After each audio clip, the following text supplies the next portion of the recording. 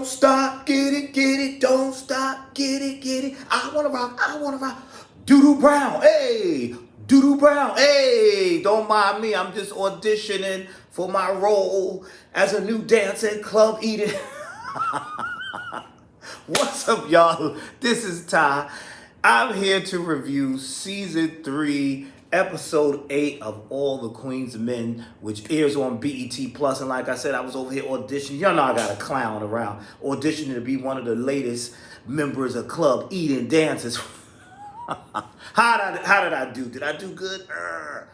But I'm here to review season 3, episode 8 of All the Queen's Men. The episode is titled Never Bluff. But before I get into this review, let me give a shout out to my lovely subscribers. Y'all hold me down in the comment section and y'all keeping this channel going and growing. So shout outs to folks like Simply Be Yourself 100, Courtney Brackens, Lamont Simpson, Karima Khadijah, Mark Johnson, and we have a new subscriber, Tay Tay. What's up, Tay Tay? Welcome, Tay Tay, and thank you for your lovely comment. Tay Tay said, listen, I like it around here. You earned a new subscriber, so thank you, Tay Tay. I hope you enjoy yourself. Welcome. June BLC, Savannah Rivers, Amore Dupree, Jackson Jones. Let me shout out to Savannah. Savannah is a wonderful, cool person that always leaves great comments.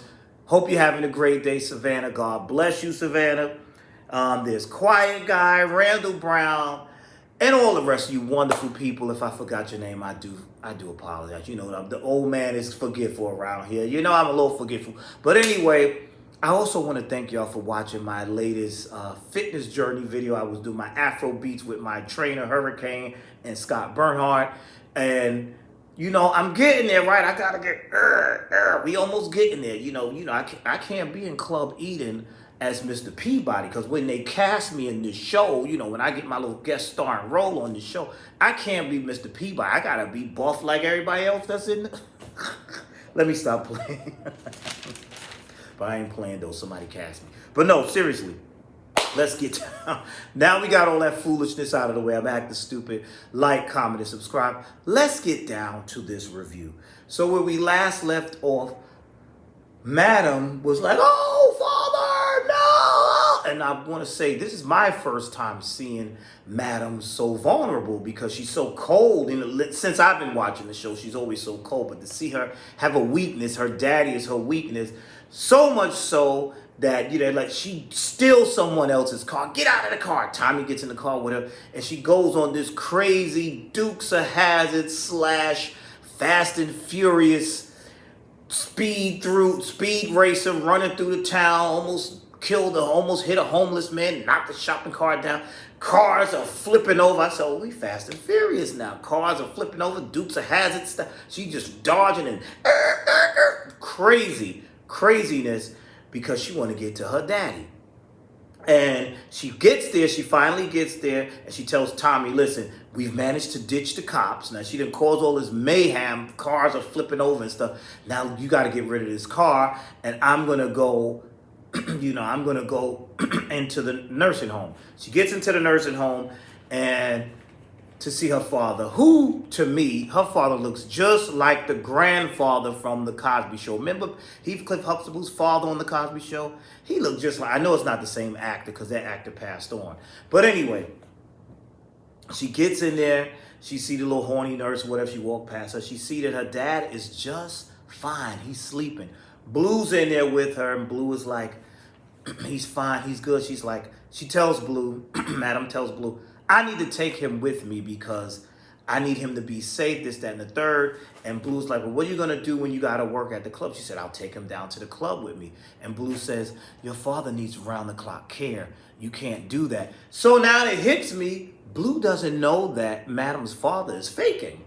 I said, oh, okay. So, you know, I guess this is a secret just between Madam and the dad. And, of course, the pervert nurse. She knows, too. So Blue, she asked Blue to leave, and then when she asked Blue to leave, the father wakes up and she's like telling how she's nervous and how, you know, Raphael said he was threatening, and they have this beautiful father-daughter moment. Baby, don't worry about me. Everything is just fine. And then this is when the hilarity comes in. I could not stop laughing. He said, look up under this pillow, sugar. He had a gun under the pillow, but that wasn't all. He pulled those covers back. All these damn weapons in the bed with him. How you sleeping with all these weapons, sir? And then he's like, let me tell you something, baby. I ain't raised you to be nervous like that. I've raised you to don't care about nobody, including me. And she said, but I love you, Dad. He said, I love you too, but I raised you to have a cold heart. So that's what you got to have, is a cold heart. And I'm cracking up because you know what made me laugh? Then he had the nerve to say, now go get on up out of here because they are watching me. Sir, who's watching you? Because if they're watching you, they're doing a terrible job. Whoever's watching him, the feds or whatever, y'all are doing a horrible job because y'all don't see him talking to his daughter. And clearly you don't see him with all these damn guns in the bed. I was like, yo, y'all don't see all these guns in the bed? Y'all don't see that? The ones who are supposedly watching him, but I guess, whatever. But he told her, don't worry about him because he's ready for these MFers if they try to come up in there. So that was that. Then we move on to Davis. Y'all know Officer Davis, who's been getting her back blown out by Doc and trying to get in good with Madam and all this good stuff. She's on her way home, and his looks like a homeless man approaches her. And he's doing all this, and he throws a cup at her. Turns out she arrests the guy. Turns out this is Casanova. And Casanova pretty much tells Detective Davis, listen, he's all beat up. They beat me up. They tried to kill me. She said, wait a minute. They usually kill you. They don't get away. He said, yeah, but I have an informant on the inside talking about Big D. She tried to ask him who was the informant. He said, I can't tell you that because I don't want you to take the case from me, this, that, and the third. But he said, trust me, I want to take her down myself. Now, see, this is where it gets tricky because Davis has kind of flipped, or has she? Because Davis is now wanting to work with Madam, but Madam don't really trust her. But I'm thinking this whole thing now with Madam, this whole thing with her now dealing with Madam, is she going to tell Madam, money talks. Is she going to tell Madam that Casanova is still alive and that there's someone on the inside still, even though she doesn't know who it is, but I'm saying she could mention all that. So I'm like, that's going to be interesting. But he tells her, listen, I can't tell you anything about that. And then they mention, she says, okay, whatever. Then she gets a call about Tommy being arrested. So then Detective Davis comes on the scene. The cops have Tommy. You see, I was about to call her Eva. You see Madam, Blue, and they're like, Tommy, you okay? Were you hit? Did he hit you? This, that, and the third. So as they're doing that, Davis intervenes. She's like, I got it from here. I'll take him in. I'll do this. I got it. Don't worry about it. I'll handle it. So when she says that, that's what she does. And then we see in the later scene, she definitely let Tommy go. And she's trying to negotiate with Madam. Madam doesn't really trust her. Madam's like, and she's like, listen, I got information. I could help you. This, that, and the third. And she's trying to really, get that in. And then Madam gives her money. She says, here's some money for you. And then she says, you know what? And she calls Doc in.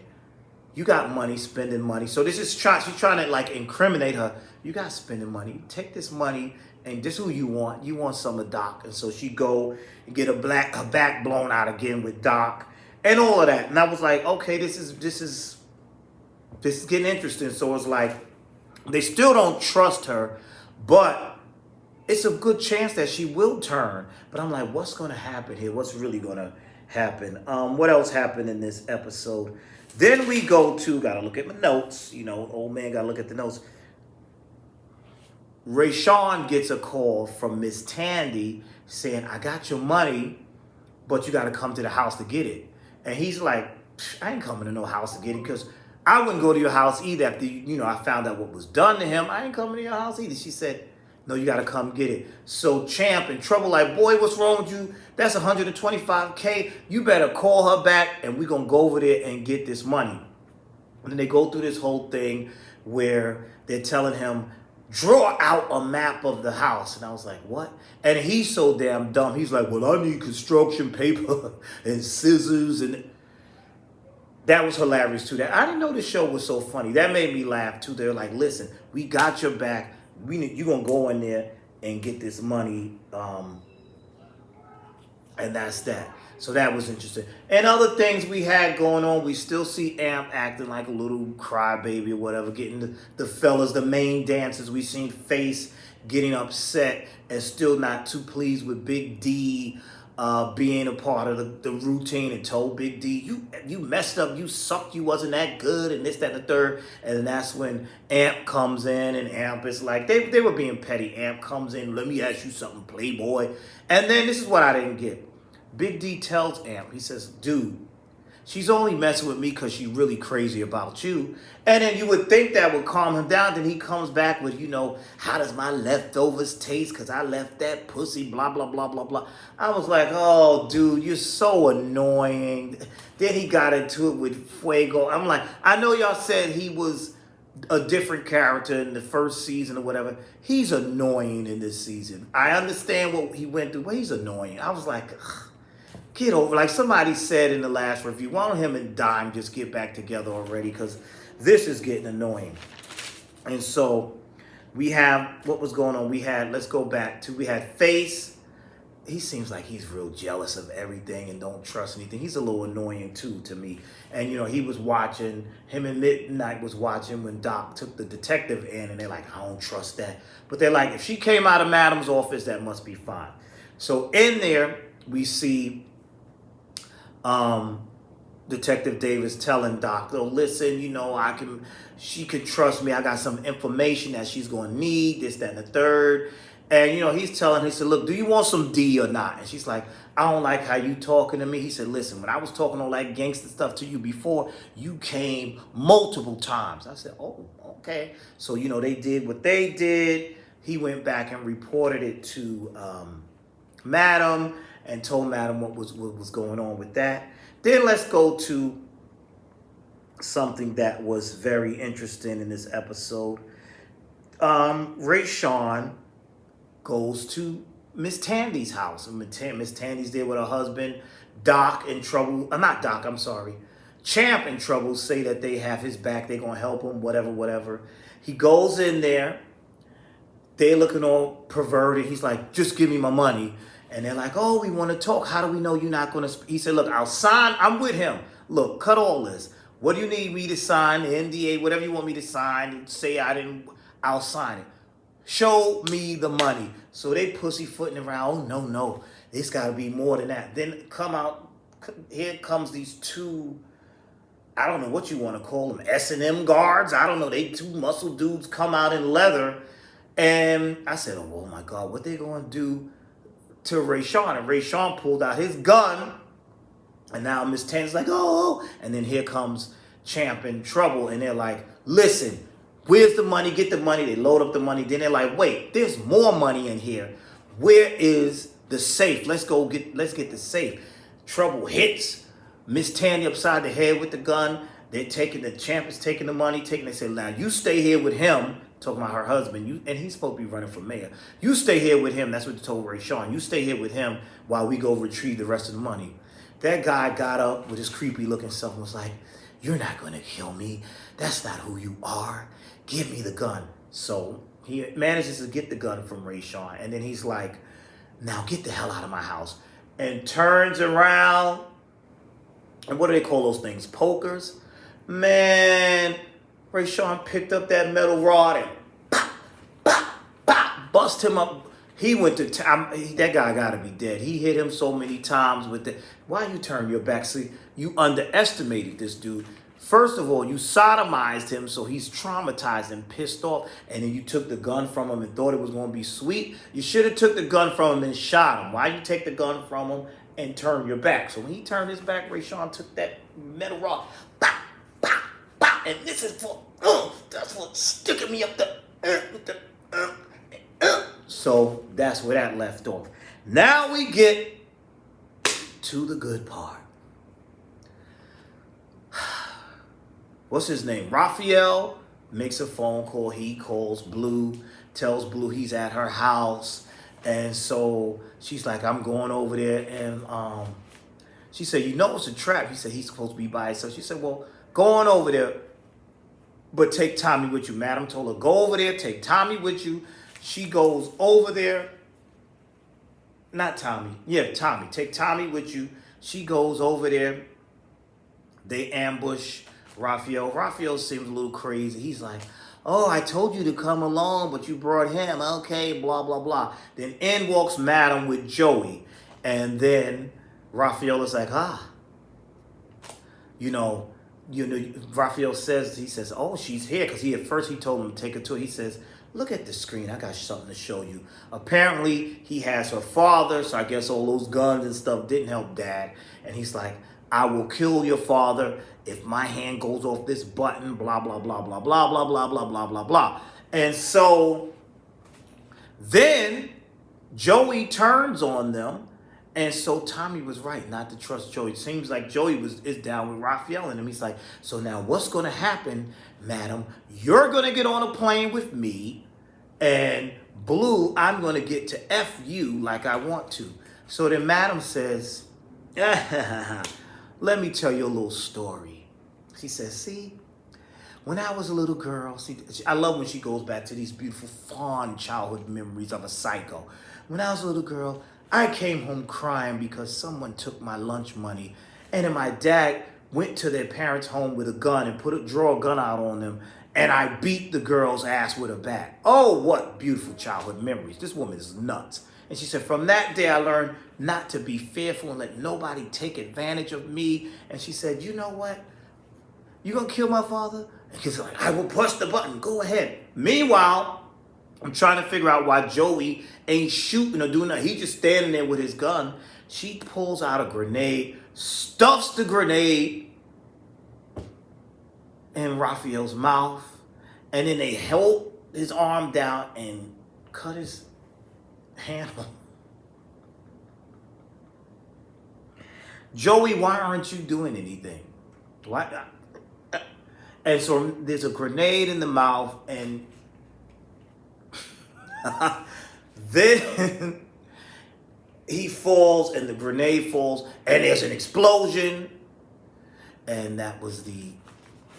this was a light grenade, because that was a light explosion. This is a little light. This ain't the strong grenades, but it was a little light explosion, and that's where the episode ended.